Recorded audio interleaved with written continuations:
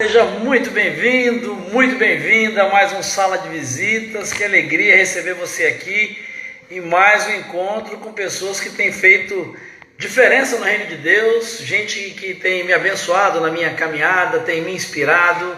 Seja bem-vinda, Cleide, que alegria ter você aqui. E nós estamos aqui em mais um tempo de Sala de Visitas e hoje recebendo alguém muito especial, muito querido, alguém muito abençoado, que tem um papel muito importante na minha trajetória ministerial.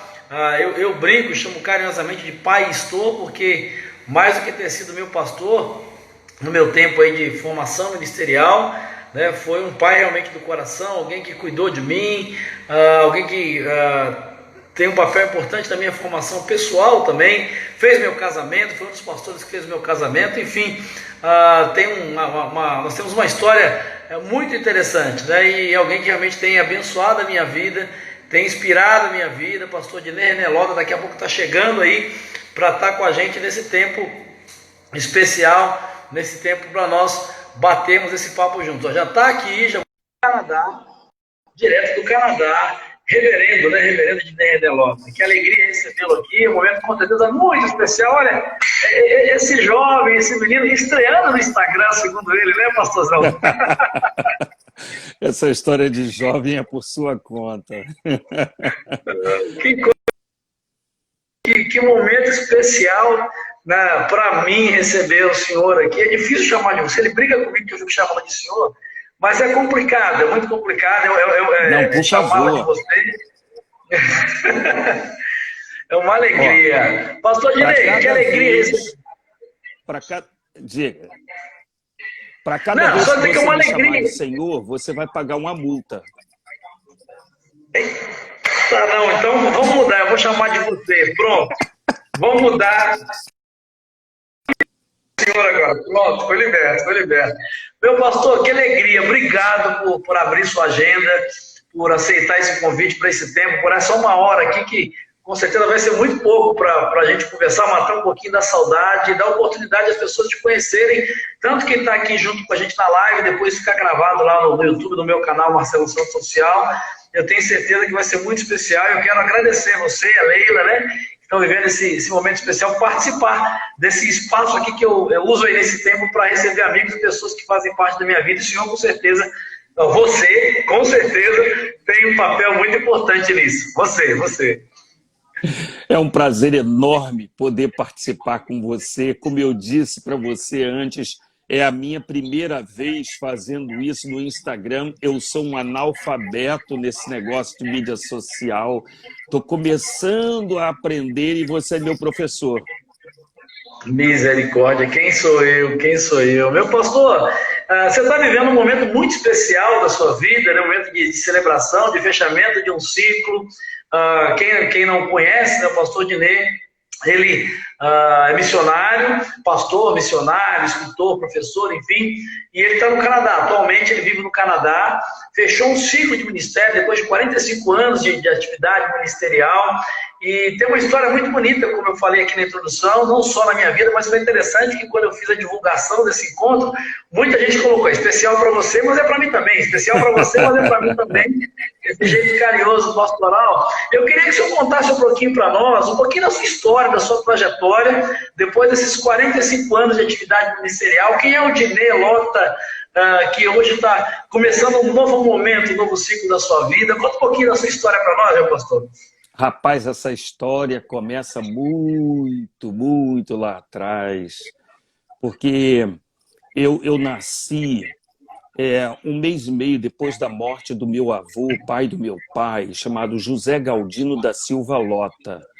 E vovô foi pastor, foi plantador de igrejas, foi um homem que fundou 4 igrejas no interior do estado do Rio. Então eu cresci ouvindo as histórias de vovô contadas por papai, por mamãe, por meus tios. Então, quando eu cheguei aí à minha infância, na faixa dos 6, 7 anos, aquela célebre pergunta que faziam para a gente: o que você vai ser quando crescer? Aí eu dizia, estava na ponta da língua, eu quero ser pastor missionário como o vovô foi. Uau! Mas Uau! chegou o tempo da adolescência em que você vai tomando consciência de si mesmo, dos seus gostos, dos seus desgostos. E, claro, eu não fui um adolescente diferente de nenhum outro, vivi aqueles momentos de rebeldia. E então chegou um tempo em que eu estava firme na minha fé com o Senhor, estava firme na igreja, na minha cooperação. Eu cantava no coro, eu cantava no quarteto. Imagina, a minha namorada, a minha esposa, cantava num quarteto comigo, eu, meu irmão, ela e a irmã dela. Então a gente estava assim, firme na igreja, mas eu não queria nem saber de ouvir falar esse negócio de pastor, de ministério, porque eu me julgava uma pessoa completamente inadequada. Eu era um camarada assim, sangue quente, sabe como? Não levava desaforo para casa. Então eu era Não um consigo camarada. imaginar isso. Não consigo imaginar isso. Se a minha mãe fosse ainda viva, você podia perguntar para ela e ela ia dizer para você que eu dei muito trabalho para ela, arranjando confusão com o vizinho.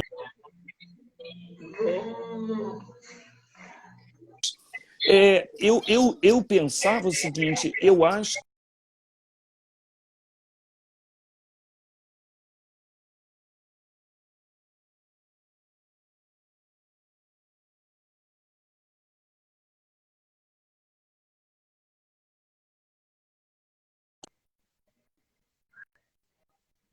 em atender ao chamado de Deus. E foi com 17 para 18 anos, eu estava terminando o ensino médio, eu estava para decidir a minha carreira e tomar aquela decisão difícil, que rumo tomar?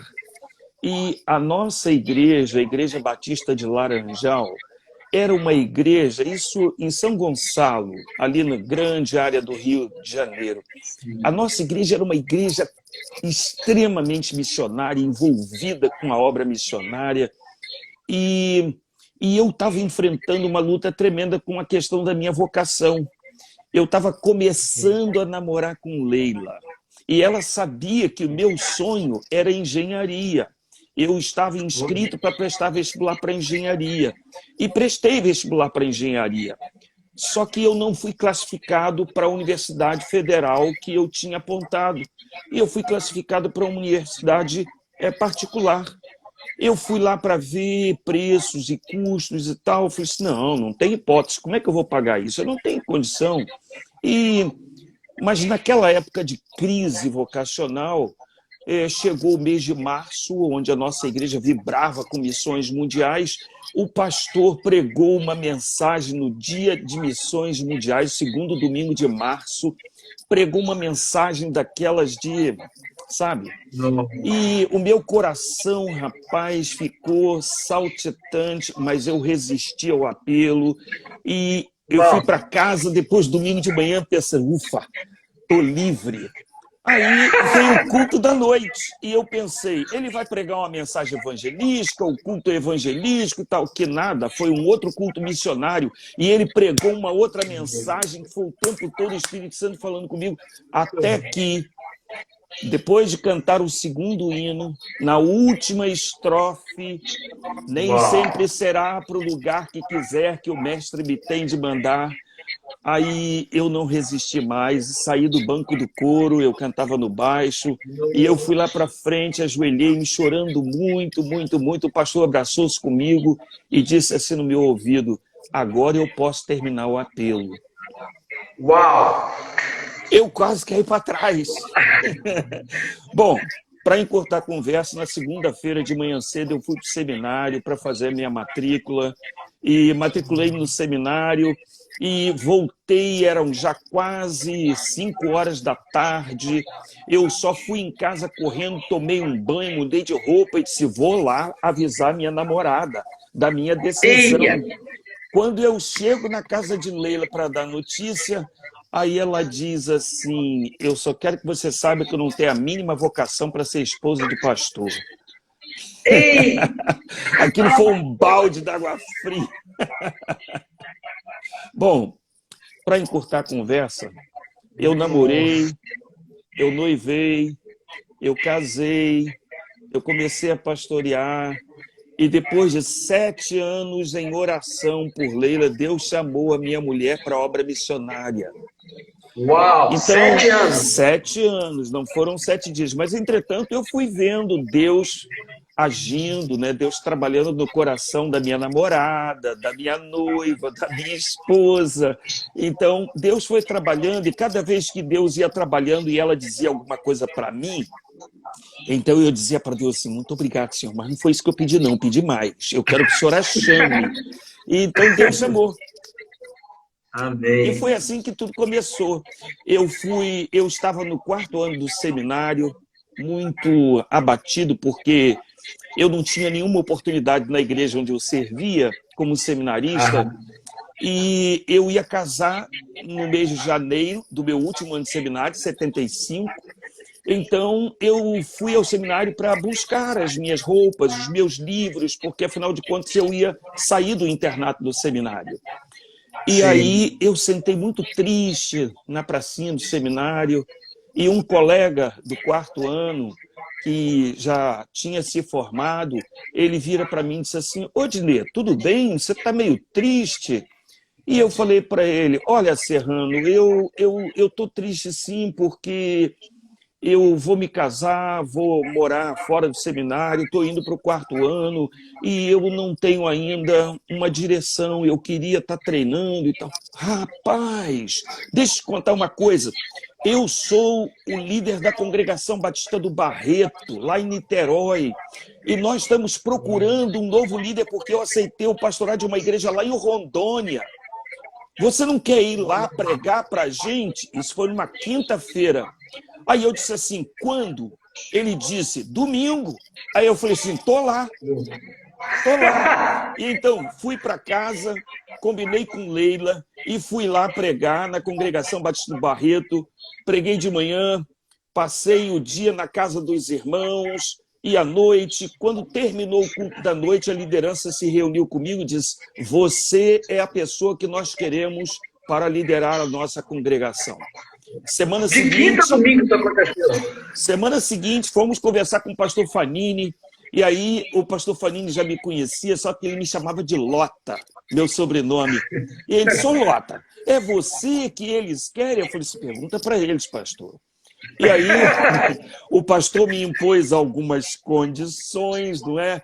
Uma delas era aquela célebre: você precisa tirar a carta para a nossa igreja. E eu disse: qual é a próxima assembleia? Então lá fui eu, Leila, nos tornamos membros da primeira igreja de Niterói, entregamos nosso convite de casamento e começamos o ministério de preparação da congregação para a organização de igreja. Eu sou membro fundador da Igreja Batista do Barreto, que agora, há 2 semanas atrás, completou 45 anos de existência. A sua história pastoral ministerial começa exatamente praticamente junto com a igreja, com a plantação da Igreja Batista do Barreto. Quantos anos o senhor tinha, pastor, nessa época? Eu tinha 21. 21, um menino? Eu era um garoto. Uau. E eu devo dizer para você que eu sempre agradeço a Deus e agradeci também aos irmãos da Congregação Batista do Barreto por terem confiado em mim, apesar de ser tão jovem, tão jovem. Eu fui o pastor mais jovem do Brasil durante 1 ano. É mesmo? Olha que coisa fantástica. E aí você começou a sua caminhada no Barreto, né, como pastor, né, na plantação da igreja. Estou devendo, já estou no débito, só vai anotando que a multa vai ficar alta. E com Leila, mais a sua caminhada, eu lembro, eu fui para o meu primeiro ministério, foi no Espírito Santo, né, no estado do Espírito Santo, em Cachoeiro de Itapemirim, indicação do senhor, da sua indicação. E o senhor teve uma trajetória, passagem por Cachoeiro de Itapemirim, o senhor foi missionário em Portugal, nos Açores. Como é que esse menino de 21 anos, né, continua a construir a sua trajetória pastoral, saindo do estado do Rio de Janeiro e depois saindo do Brasil, se tornando missionário? Como é que foi esse segundo momento da sua caminhada? Como é que foi esse direcionamento de um menino de 21 anos que na adolescência nem queria saber de ministério? Você imagina um pastor bem novinho, né, inexperiente ainda, recém-casado, com 6 meses de casado, recebe com alegria a notícia que a esposa está grávida. E a igreja do Barreto era uma igreja pequenininha, uma plantação de igreja. Eles não tinham condições de dar sustento ao pastor. Eu ganhava um salário mínimo. Então, eu decidi que eu tinha que procurar sustento para minha família. E fui trabalhar no Banco Mercantil de São Paulo como gerente auxiliar e trabalhei lá durante apenas 7 meses, porque eu ganhei o dinheiro suficiente para pagar dívida que eu tinha com meu pai, com meus irmãos, e eu falei assim, bom, agora eu vou orar e vou pedir a Deus que me dê a bênção de ser pastor de dedicação exclusiva. E comecei a orar. Não demorou muito tempo, um colega de Cachoeiro de Itapemirim, Daniel Almeida, o Daniel era seminarista, era de Cachoeiro, trabalhava no Banco Nacional, portanto, nós éramos bancários. Ele me liga e diz, Dinê, eu tenho aqui comigo um grupo de irmãos da igreja do Aquidabã, em Cachoeiro de Itapemirim, que querem se encontrar com você. E tudo começou nessa reunião no centro do Rio de Janeiro, num restaurante, enquanto a gente comia um galeto. Pois bem, resultado, eu fui para Cachoeiro de Itapemirim para ser pastor da igreja do Aquidabã. E quando eu assumi o pastorado da igreja, eu reuni a liderança e disse, eu quero que os irmãos saibam todos aquilo que eu já disse para a comissão de sucessão pastoral. Eu sou um pastor vocacionado para a obra missionária no estrangeiro. Eu estou orando, pedindo a Deus que no momento certo Ele me leve. Não, pastor, não se preocupe e tal. Bom, nós ficamos 3 anos, exatamente 3 anos em Aquidabã, e foi numa noite de missões, quando nós recebemos a visita do pastor Oswaldo Bonfim, que era missionário em Portugal. Ele pregou no domingo à noite em Aquidabã. Nós o levamos para casa para oferecer o jantar, e depois do jantar, enquanto Leila estava servindo o pudim, Leila virou para o pastor Bonfim e disse assim, pastor, hoje Deus me chamou para a obra missionária em Portugal. E eu olhei para ela e eu não sabia o que fazia, se eu comia o pudim, se eu dava um beijo nela, porque eu estava vibrando de alegria. Afinal, depois de 7 anos, Deus respondeu minha oração. Bom, nós escrevemos, na segunda-feira a gente escreveu para a Junta de Missões Mundiais, nos apresentando como candidatos para a obra missionária. Isso aconteceu em março. Quando foi em novembro, a gente foi nomeado. Novembro de 1979, na mesma reunião em que o pastor Valdomiro Timichak foi empossado secretário-geral, nós fomos nomeados missionários para os Açores. Bem, demorou ainda um tempinho e foi em abril de 80 que a gente foi para Portugal e a gente foi ser missionário na Ilha do Faial, morando no bairro dos Flamengos. Isso diz alguma coisa para você? Aleluia! Deus é maravilhoso. Deus é perfeito. Então, nós fomos lá trabalhar, iniciar o trabalho missionário, dar continuidade, na verdade, um trabalho que foi iniciado pelo pastor Francisco Nicodemos Sanches, e nós éramos uma igreja pequenininha, eram 10 pessoas portuguesas e eu e Leila. E foi assim que nós começamos um trabalho, um ministério, que demorou 6 anos e meio nos Açores e depois 5 anos em Caldas da Rainha, um trabalho de revitalização de pequenas igrejas. Foi esse o ministério que o Senhor nos deu a bênção de realizar lá em Portugal. Que coisa fantástica, né? Portugal, Açores, terra boa. E aí, você volta para o Brasil, que foi onde eu tive o privilégio. Deus, eu acho que ouviu as minhas orações, talvez eu tenha parte nisso. Volta para o Brasil. Foi quando nós nos conhecemos. Eu estava chegando na Igreja Batista do Fonseca, numa situação bastante difícil, né? A convite do saudoso e querido pastor Isaías, né?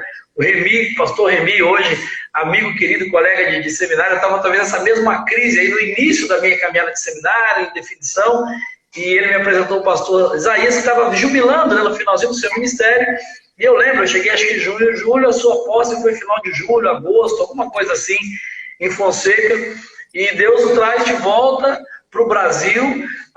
Você ficou um bom tempo no Fonseca, mas o coração bateu forte, né? Nós fizemos muitos, a nossa história tem a ver com esse tempo lá na Igreja Batista do Fonseca. Eu disse aqui que sou grato a Deus pela sua vida, seu pastoreio, tem a ver com o meu ministério, fez parte do meu casamento, da minha história com Cláudia. E realmente, como eu disse para o Novaes, o pastor Carlos Novaes, meu amigo, que tem tudo a ver, um papel importante na minha questão como historiador, como pastor, o senhor tem, eu quero publicamente deixar registrado essa gratidão mesmo, né? Eu costumo brincar e dizer que o que eu faço de certo no ministério tem 99% da sua influência do seu estilo. O que eu faço de errado é que provavelmente eu não tenho ouvido o que o senhor me ensinou. Muito provavelmente eu já experimentei isso. Tem até a turma daqui da banca que estava aqui, a Heloísa, que foi minha ovelha no Monte Sião, estava aqui compartilhando que está lá daqui da banca. Então o senhor volta para o Brasil, Fonseca, mas o coração bate mais forte e volta de novo para o Canadá, volta para o campo missionário. Como é que essa vinda e volta? Foi quando eu tive o prazer de conhecer Edinho, Leilane, enfim. Rapaz, a decisão mais difícil da minha vida foi quando a gente estava em Caldas da Rainha e Deus estava abençoando o nosso ministério de uma forma tão maravilhosa, tão maravilhosa. Nós estávamos num projeto de construção de um novo templo, tudo indo muito bem, a igreja crescendo. Durante 2 anos foi a igreja que mais batizou em Portugal, no contexto da Convenção Batista Portuguesa. Uma bênção. De repente eu recebo um telefonema de uma pessoa que você conhece muito bem, irmão Sirlei Nunes do Couto. Grande Sirlei. Só que a primeira pessoa a falar foi o pastor Isaías. Pastor Isaías, pega o telefone, pastor Dinê, e eu disse assim, sou eu, pastor Isaías.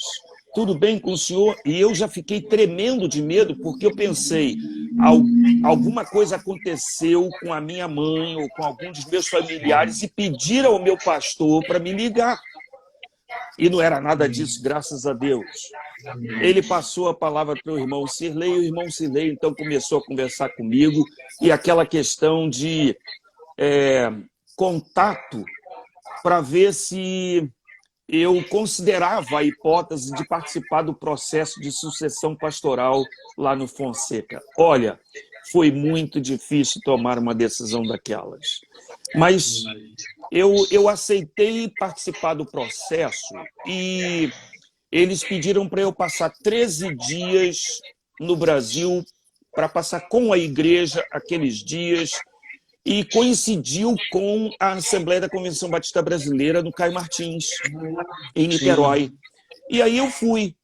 E lá eu pregava de manhã, de tarde, de noite, eu tinha reuniões e tal, e visitas, e claro, sempre tinha almoços, jantares, coisas assim, não é? Maravilhosas, aqueles irmãos e irmãs que cozinham fantasticamente bem. Pois bem, quando eu estava no avião, e o comandante anunciou, se você está do lado direito da aeronave e olhar pela janela, você vai ver ao longe a costa brasileira. Eu estava lendo um livro do pastor Reis Pereira, uma seleção das crônicas do Jornal Batista, e aí eu parei, fechei o livro marcado com o dedo e olhei para a janela. E lá longe eu vi a costa do Nordeste. E o comandante disse, daqui a pouco nós vamos sobrevoar a costa pernambucana. Rapaz, eu comecei a ser envolvido por uma emoção tão forte. Na minha imaginação, eu comecei a viajar do Recife para o Agreste pernambucano e fui entrando, fui para o Ceará, para o Piauí, para o Maranhão, para o Amazonas, e fui viajando na imaginação pelo Brasil. E aí eu me lembrei de uma canção que eu comecei a cantar baixinho. Meu Brasil, grande nação, pátria sublime, creio ver-te muito breve ainda maior, combatendo a iniquidade, o vício, o crime. Rapaz, eu comecei a chorar. Comecei a chorar copiosamente, fiquei até com vergonha, porque as pessoas estavam sentadas do meu lado, podiam não entender nada daquilo que estava acontecendo.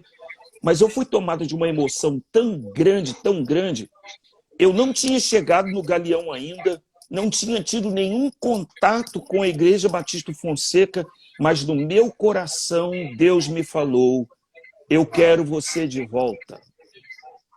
E aí, o que aconteceu foi os contatos com as famílias, com a liderança, com o pastor, com todo mundo. Aquilo foi só uma facilitação do processo. Deus foi só confirmando, né? Quando eu peguei o avião de volta, eu me despedi da minha mãe, da minha família e disse: mãe, eu não sei se a igreja vai me convidar ou não, mas se me convidarem, eu venho. Eu falei para minha mãe, eu não tinha dito para ninguém, para ninguém. Bom, não demorou muito tempo, eu recebi uma carta convite. E eu então fiz duas coisas. Mandei uma carta para o presidente da junta, que era o Reis Pereira, mandei uma carta para o secretário-geral, que era o Timichac, e mandei uma carta para o presidente da Convenção Batista Portuguesa dizendo que eu ia encerrar as atividades em Portugal e vir para o Brasil. Foi assim que eu cheguei no Fonseca. Você chegou quase junto comigo, você chegou e logo depois eu cheguei, assumi o pastorado em agosto de 1991.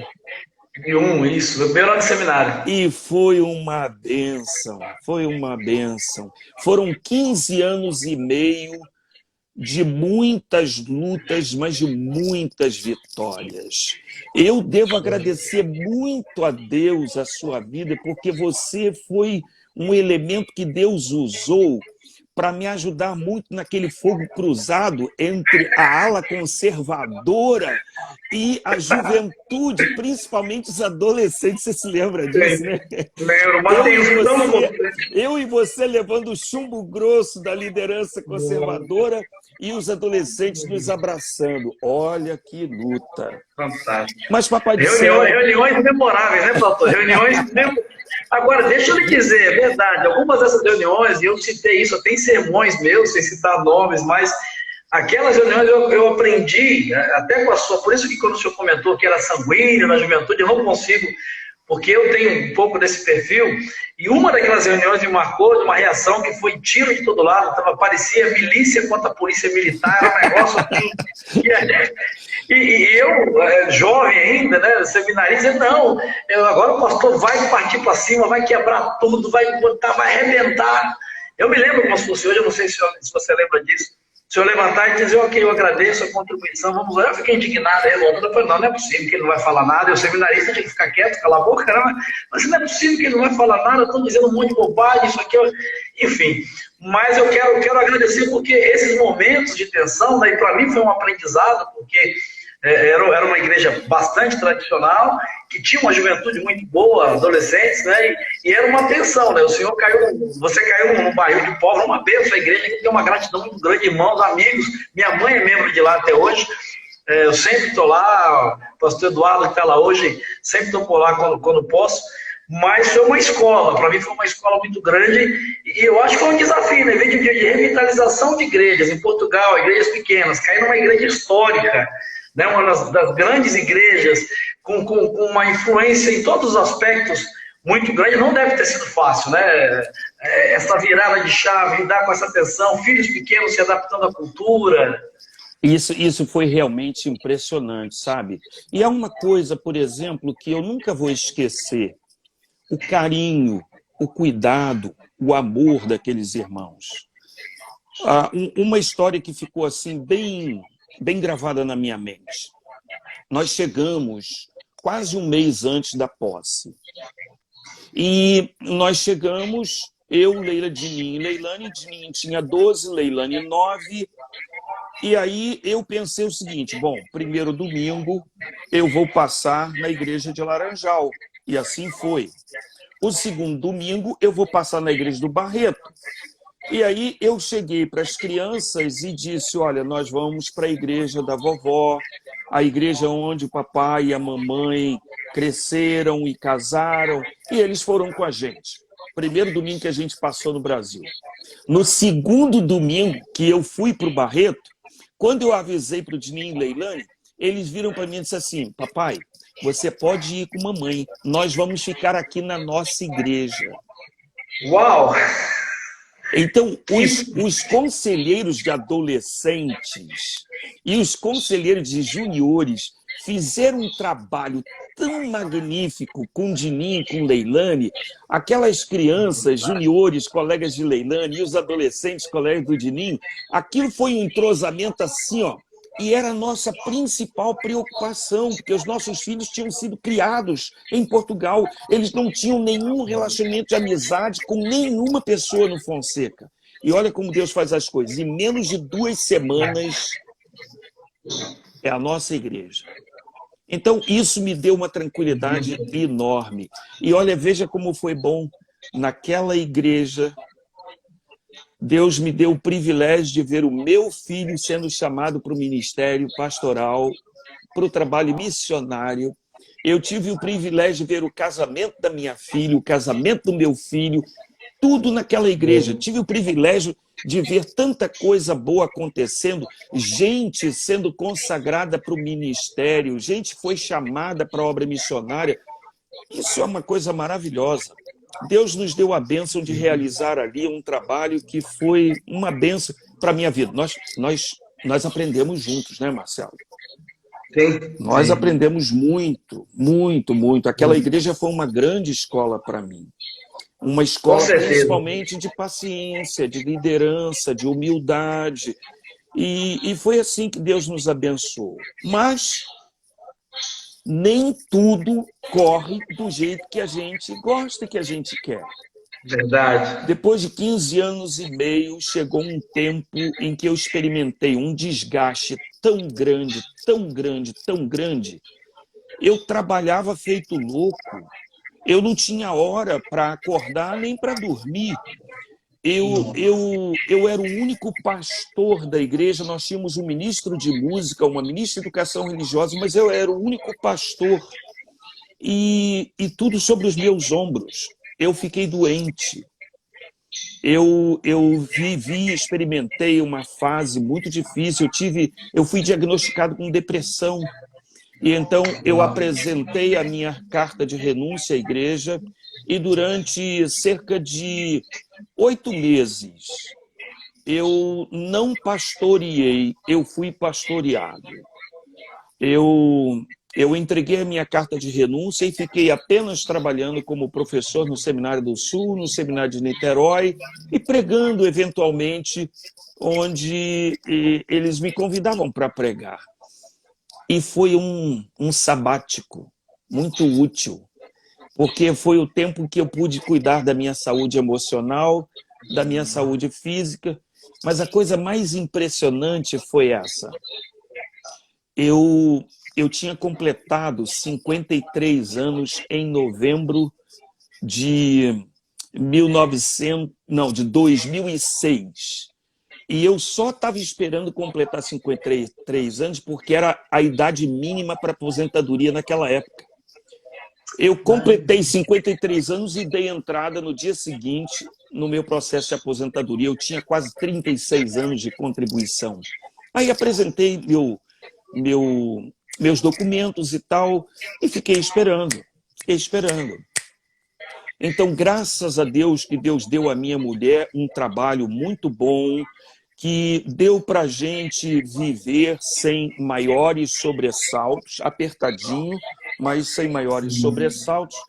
Papai do céu nos abençoou de uma tal maneira que nunca nos faltou recurso para nós vivermos com dignidade. Nada sobrando, mas com dignidade. E foi uma bênção esse período, porque, veja bem, quando eu reuni a liderança da igreja para comunicar que eu ia entregar minha carta de renúncia, naquela semana que eu marquei a reunião, eu recebi um e-mail de um rapaz da Central Baptist Church em Oakville. E ele, no e-mail, dizia: Pastor Dineu, o senhor não me conhece, mas eu o conheço lá de Caldas da Rainha, eu fui à sua igreja e tal, e agora estou aqui no Canadá e sou o relator da comissão de sucessão pastoral. o pastor João Garcia se aposentou, nós estamos procurando um novo pastor. Nós queríamos saber se o senhor autoriza que o seu nome seja trabalhado na nossa comissão. Eu fiquei assim pensando, mas gente, eu estou dando entrada na minha aposentadoria. Eu estava pensando assim, em pendurar o cajado, né? E aí, olha a surpresa que Deus me faz. Eu, então, falei para Leila, e Leila falou assim, isso não vai dar em nada. Bom, eu pedi um tempo para orar, e depois de 2 semanas ele me telefonou. E quando ele me telefonou, eu fiz algumas perguntas, e eu disse para ele, olha, eu autorizo que o meu nome seja cogitado. Eu só quero que vocês saibam que vocês estão procurando um pastor que tenha no máximo 50 anos, e eu já fiz 53. Bom, entretanto, no mês de fevereiro, eles me pediram para eu vir aqui, em 2007. E eu vim ao Canadá, passei aqui 2 semanas. Eu preguei na igreja, e aí no domingo seguinte eu fui pregar numa igreja em Toronto, e eles tiveram assembleia. E eles decidiram, por unanimidade, me convidar para ser o pastor. Bom, eu comecei o meu processo de imigração, e em novembro de 2007 a gente veio para o Canadá. Eu pude ver o seguinte, a mão de Deus é algo extraordinário. E eu me lembrei de uma coisa muito importante, Marcelo. Quando lá em 79, eu e Leila nos apresentamos à Junta de Missões Mundiais como candidatos à obra missionária, o nosso primeiro campo que nós apresentamos foi o Canadá.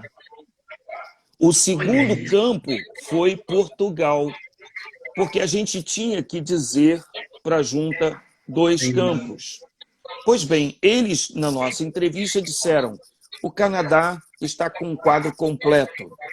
Nós temos necessidade de um casal de obreiros no Faial, nos Açores. Bom, 79, 2007, Deus nos trouxe para o Canadá. O lugar onde nós nos propusemos diante de Deus servir como missionários. Passou esse tempo todo. O que eu percebo é o seguinte, você lembra da história que Deus foi prometendo a Abraão várias vezes, durante muitos anos, a sua geração será muito grande, mandou Abraão olhar e disse, olha, a sua geração vai ser como o pó da terra, depois mandou olhar para o céu, a sua geração será como as estrelas do céu, e foi passando o tempo. Deus estava preparando um pai para Isaac. E às vezes a gente é apressadinho, né? A gente pensa que o tempo passou, Deus não quer. Não, quando Deus quer, Ele abre portas. E foi o que aconteceu com a gente.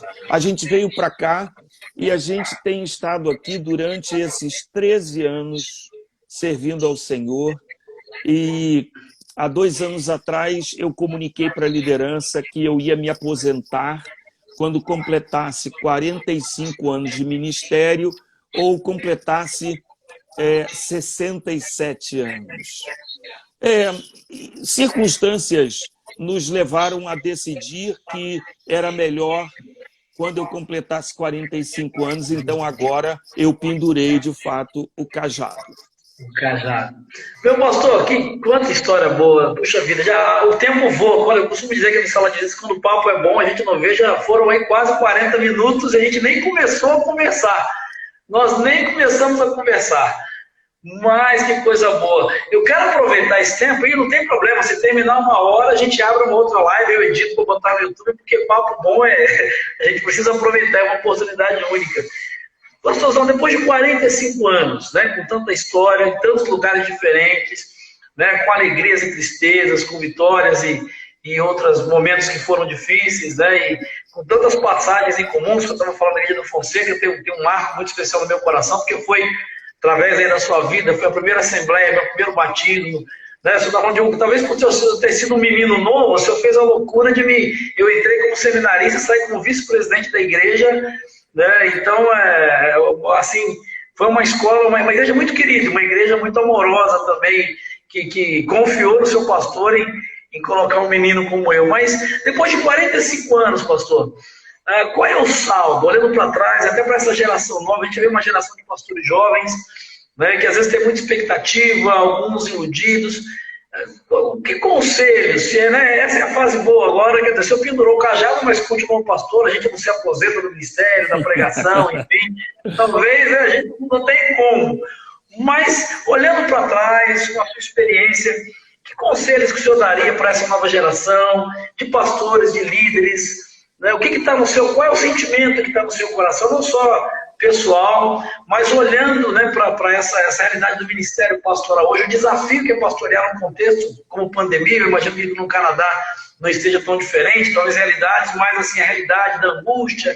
Que conselhos que o senhor daria para pastores, para líderes do pastoreio? O que é importante no pastoreio? Quais são as coisas essenciais de um pastor que pretende ter uma trajetória tão bem sucedida, tanto aos olhos de Deus, quanto a gente pode agradecer depois de 45 anos pela sua vida?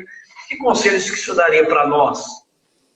Rapaz, eu diria, em primeiro lugar, ame as suas ovelhas. Ame de verdade. Entregue-se a elas. Não tenha medo de sofrer, porque quem ama não pode ter medo de sofrer, porque o sofrimento faz parte do amor. E quando eu falo de sofrimento, eu estou falando de decepção, de frustração, de ignorância, de vacilos, de ofensas, de ingratidão, de um monte de coisas que são comuns ao gênero humano. Então, ame profundamente. Relacionado com essa questão de amor, relacione-se com as suas ovelhas. Eu me lembro que uma vez eu ouvi um pastor me dar um conselho: nunca tenha amigos na igreja. Eu já recebi esse infeliz conselho. E eu fiquei assim. Como, né? Um homem muito experiente, né, falando aquilo para mim. Então, eu diria para você o seguinte: se você já ouviu conselhos como esse, pega, dobra, guarda lá no fundo da gaveta e faça exatamente o oposto. Construa amizades na igreja. Faça das suas ovelhas, quer dizer, das ovelhas de Jesus que estão sob o seu pastoreio, faça seus amigos. Dedique-se às crianças. Eu nunca vou me esquecer de um lance muito engraçado. Eu tinha saído do meu gabinete lá no Fonseca e a gente ia para o templo e havia algumas pessoas conversando, brincando ali na garagem. E aí eu fui, cumprimentei as pessoas, dei bom dia, vamos entrar e tal. Aí um menino, um garotinho, que estava assim abaixado, brincando, escrevendo com giz no chão, ele virou para mim e disse assim: pastor, eu também sou gente, o senhor não vai falar bom dia para mim, não? Olha isso! Aí eu abaixei, peguei ele, dei um abraço e disse: bom dia. Bom dia, desculpa, por favor. Você é uma pessoa muito importante para mim. Dedique-se às crianças. Ame as crianças. Tenha cuidado pelas crianças. As crianças não são o futuro da igreja, como as pessoas costumam dizer. Elas são o presente.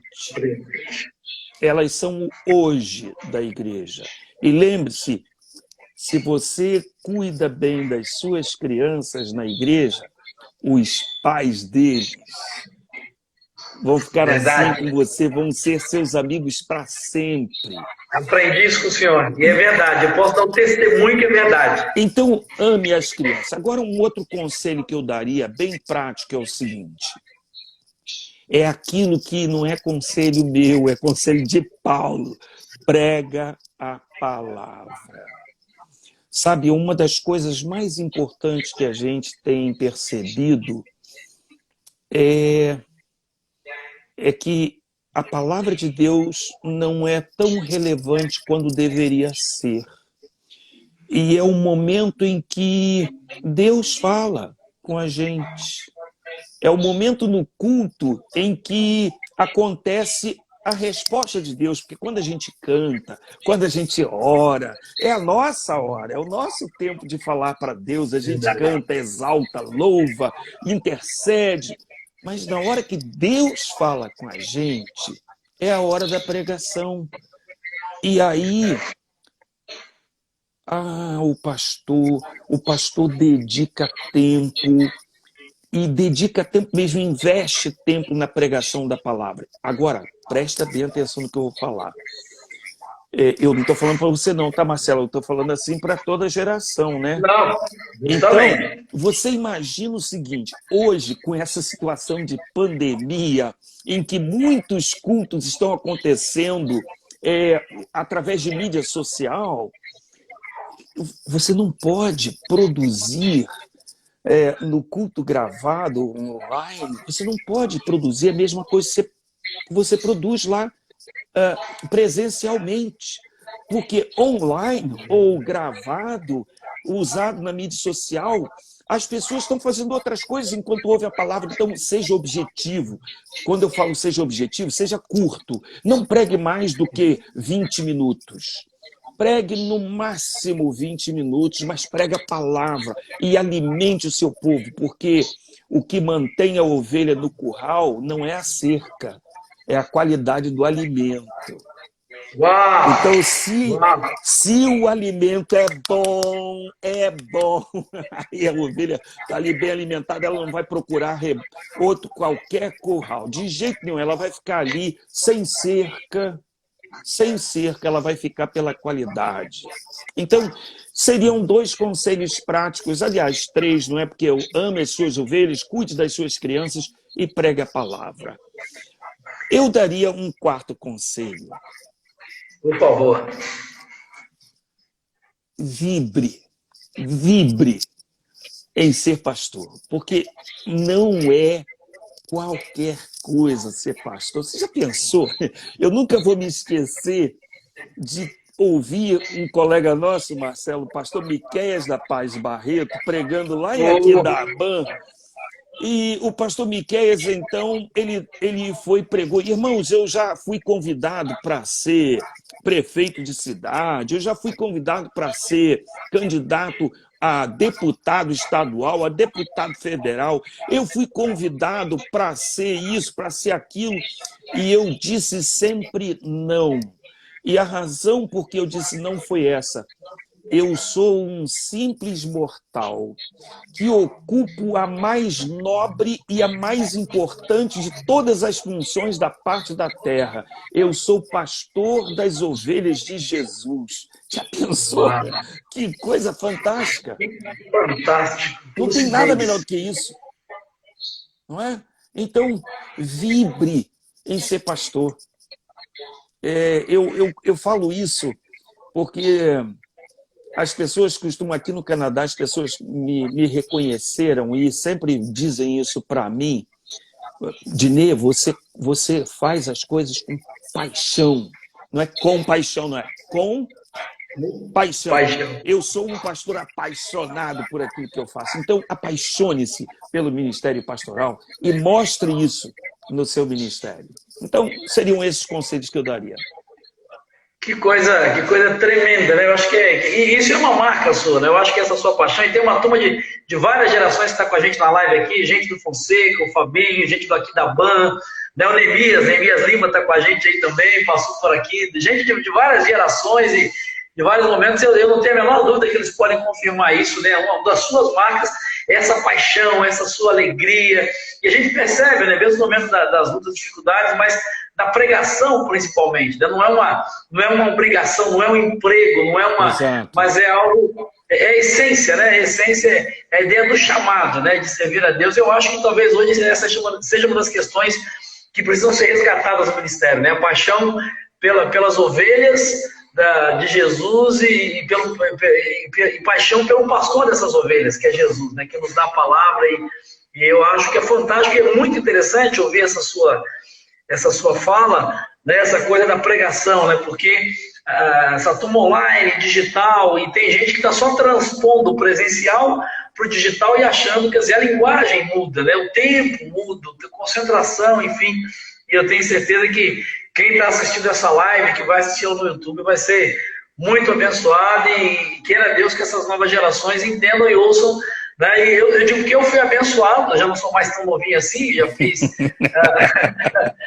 bom tempo de ministério, 25 anos de ministério, mas eu fui 25 de novembro, né? O senhor participou lá, mandou, eu quero aproveitar para agradecer o vídeo carinhoso, mas é verdade que o senhor colocou, né? A palavra, o apego às crianças e essa paixão, essa convicção e o amor, né? O amor é amar as pessoas com o amor que Jesus deu, porque eu costumo dizer isso, que nós estamos no ministério por causa da graça e do amor que Deus tem por nós e por nenhum mérito nosso. Meu pastorzão, temos 10 minutos. Eu estava 10 minutos só. Eu queria, esse tempo final, e a turma que está na live aí, se quiser compartilhar, tem uma turma já dizendo aí, pastor Dinei querido, quem é que está aqui? Eu não consigo estar com a ML Nara, o Edson lá de Cachoeira de Itapemirim, uma turma aí que está e vai compartilhar com a gente. Terminar esse tempo deixando o senhor à vontade para falar, e aí, e agora? E agora, para frente? 45 anos de ministério, menino ainda, 6.6, turbinado, né, muita energia. 6.7. Já completou 6.7? Em novembro. Em novembro. Novembro. 6.7, mas com essa lucidez, essa alegria, essa jovialidade. Quais são os projetos para o futuro, os sonhos? O que ainda há no seu coração com relação? Quais são... O que um menino de 66 anos, 45 de ministério, apaixonado por Jesus, com esse sorriso cativante, o que está no seu coração daqui para frente? Pense em voltar para o Brasil. Será que vai ter essa graça, esse privilégio de poder tê-lo por perto? Bom, número 1, eu quero ser avô de tempo integral. Uau! Legal! Esse é o número 1. Essa é uma das razões fundamentais porque eu estou voltando para o Brasil. Eu quero curtir meus netos. Eu quero deixar para eles um legado. Um legado espiritual e um legado moral. Que os pais deles estão deixando. Mas eu quero dar reforço. Então, número 1, meus netos, minha família. E eu estou me referindo netos em primeiro lugar, mas minha filha, meu genro, meus irmãos, meus sobrinhos, meus primos. Então, minha família, primeiro lugar. Segundo, eu sou um apaixonado pela pregação. E eu me aposento do ministério pastoral de igreja local, mas não vou aposentar a vocação. Então, eu quero continuar pregando assim, não com tanta intensidade. Eu, essa semana, estava conversando com um colega, ele duvidou quando eu disse para ele assim, eu quero pregar no máximo 2 vezes por mês. E ele riu da minha cara, dizendo, você está maluco? Duvido que você vai conseguir, eu duvido! Mas eu quero continuar pregando, não com a mesma intensidade, porque depois de 45 anos falando, eu quero ouvir. Eu sinto necessidade de ouvir. E graças a Deus que nós temos no Brasil muita gente boa que prega maravilhosamente bem. Então eu quero ter oportunidade, e inclusive indo a São Paulo, eu quero ter oportunidade de estar na Igreja da Graça aí e sentadinho lá no auditório ouvindo, cantando, vibrando, do lado da Claudinha, dos meninos. Então eu quero... Eles estão com a gente aí na live, ó. Eles estão assistindo, nós somos seus fãs de carteirinha. Eu quero ter o privilégio de estar lá sentadinho com eles. Então, essa é outra coisa. A outra coisa que faz parte dos meus planos é escrever. Eu quero ver se eu consigo escrever alguma coisa que seja útil, que seja prática. Tudo fruto dessa experiência de 45 anos, mas também de alguma reflexão teológica e alguma reflexão eclesiológica que eu tenho feito. Eu tenho planos de dedicar parte da minha vida ao magistério, à preparação de obreiros nos campos missionários. Então, se eu puder estar em Angola, em Moçambique, por exemplo, se eu puder estar no leste europeu, se eu puder estar em algum lugar onde houver necessidade de treinadores de liderança, então eu quero ter o privilégio para lá uma vez ou outra poder também participar disso. Então são esses os planos que eu tenho, que já é muito para um velhote de 66 anos. Quando eu chegar no Brasil, já é 67, não é? Então são esses os planos. Não, que alegria, né? O Alex, que é meu cunhado, irmão da Cláudia, está dizendo aqui lá de Montes Claros, no mundo moderno não existem barreiras geográficas, mas só as digitais. Então, ele pode nos levar e, com certeza, eu quero de verdade agradecer, né? Muita gente está aqui com a gente na live. Agradecer a Deus pela sua vida, né? Meu nome, da Cláudia, da Tainá e do Lucas, pela bênção que o Senhor é para nós como família. É o nosso pastor, apesar da distância geográfica, é a nossa referência, você e Leila. Tem pastoreado o nosso coração, são uma referência, um modelo para nós, inspiram a nossa vida, e nós vamos deixar já fechado aqui um compromisso. Né? Eu não sei quando o senhor vai voltar para o Brasil, a data exata, em que momento, né? Eu sei que a sua base é o Rio de Janeiro, né? Com Leilane, a família, enfim, mas vindo a São Paulo, já está agendado para o domingo que o senhor quiser, no ano que o senhor quiser, você vai passar o domingo e nós queremos ser abençoados. Eu não sei se vão ser 2 vezes por mês, 1 vez por mês, mas vamos deixar fechada a agenda aqui.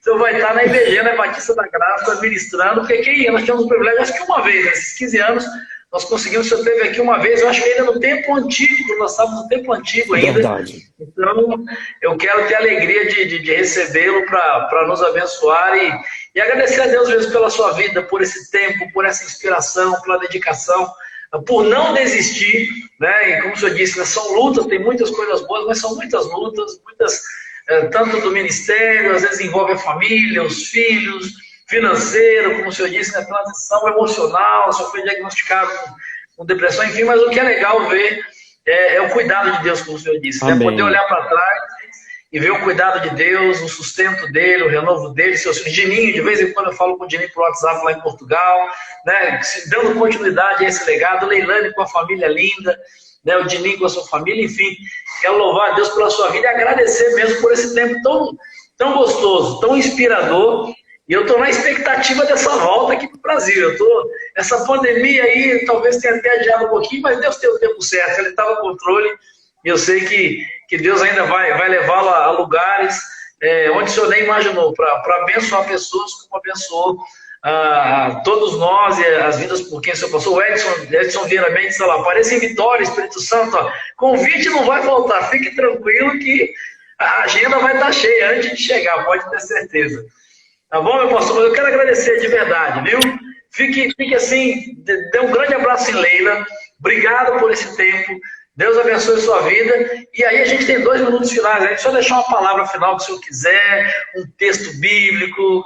Fique à vontade. Quando faltar 30 segundos, eu lhe aviso. Eu acrescentaria um 5º conselho para essa nova geração de pastores. Reinvente-se. Reinvente-se.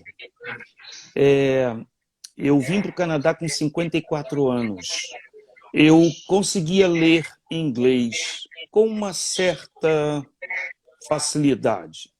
Não muita, mas uma certa facilidade. E eu cheguei aqui e eu tive que aprender inglês, porque eu era pastor de um ministério em português, mas a igreja era uma igreja canadense. Toda reunião de assembleia, reunião de staff, reunião de comissões, tudo em inglês. E eu não tive outra alternativa senão aprender. Então, reinvente-se. Não dê sossego à sua mente. Ocupe-se, aprenda uma nova língua.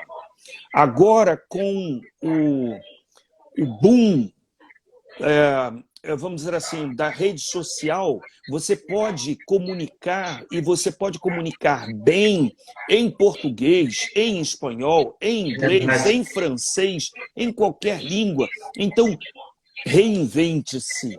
Tenha a coragem, a ousadia de reinventar-se. 30 segundos. Então, eu quero deixar o meu abraço para esse pastor querido, que nunca vai sair do meu coração, além de tudo, além de ser um cara, um baita pastor, é um flamenguista de coração. Opa! Nós somos membros da grande nação. Eu quero agradecer muito a você. Eu quero mandar um beijo para a Cláudia, para os meninos, que já não 10 são segundos. meninos,